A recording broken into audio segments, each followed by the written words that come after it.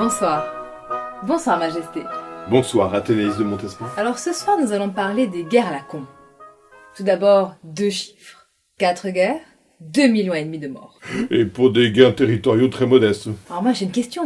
Mais pourquoi la guerre? Pour montrer que vous avez des Par exemple, si vous avez un mauvais bilan ou une petite baisse de popularité, hop, ça vous redonne une stature de chef d'État. Comment ça marche? C'est très simple, il faut un bon casus belli. Nous devons rappeler pour nos amis téléspectateurs qui n'ont pas fait option latin.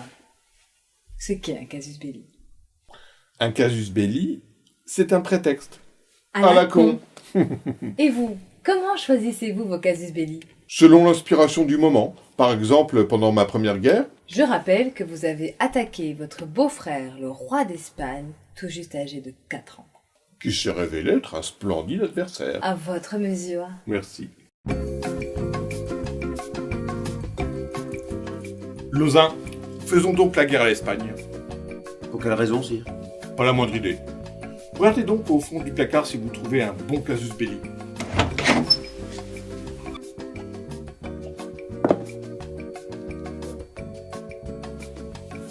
Sire, j'ai trouvé.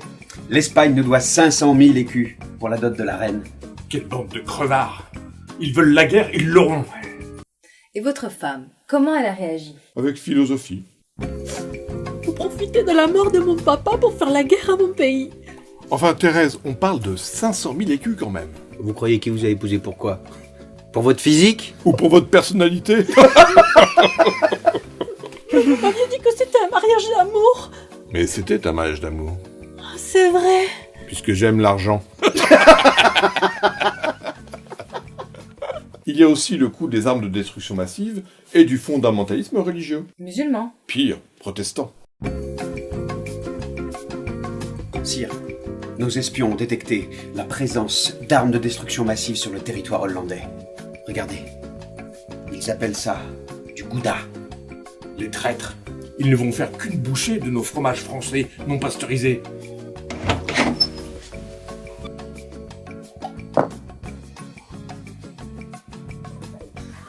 Sire, ces fanatiques font de la propagande à l'aide de caricatures amusantes.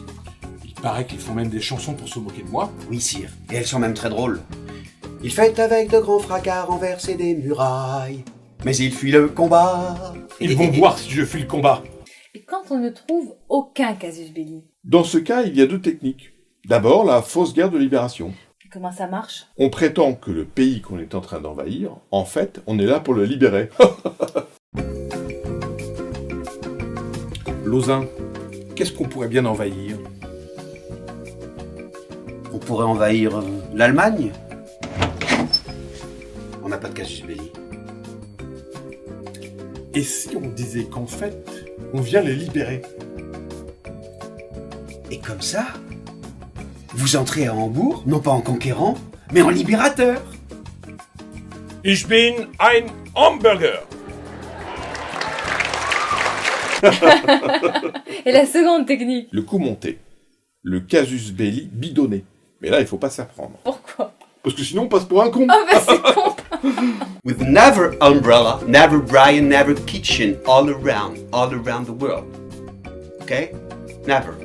Instead of thinking of a Gouda attack in the Navy, all around the stack of fly in a born people killer. Mir sind kommen sie mir in ein open score ins eben lubricants. N'oublions pas votre chef-d'œuvre. Ah, la guerre de succession d'Espagne. Plus d'1 million de morts à elle toute seule. Eh, on ne fait pas la guerre avec des pâtes de fruits.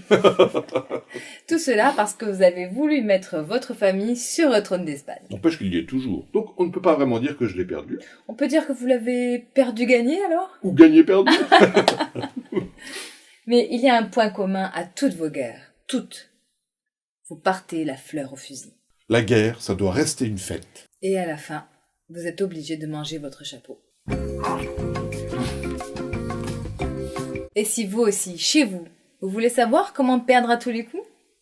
Eh bien, je ne peux que vous conseiller la lecture du livre dont vous faites actuellement la promotion et auquel vous avez donné un titre d'une grande originalité. J'ai tenté d'y résumer l'essentiel de ma pensée stratégique. Et pour finir, quels conseils donneriez-vous à nos dirigeants des nations occidentales qui partent faire des guerres à la con partout dans le monde, comme vous, sans jamais consulter leur population à ce sujet. Bravo les amis, continuez comme ça.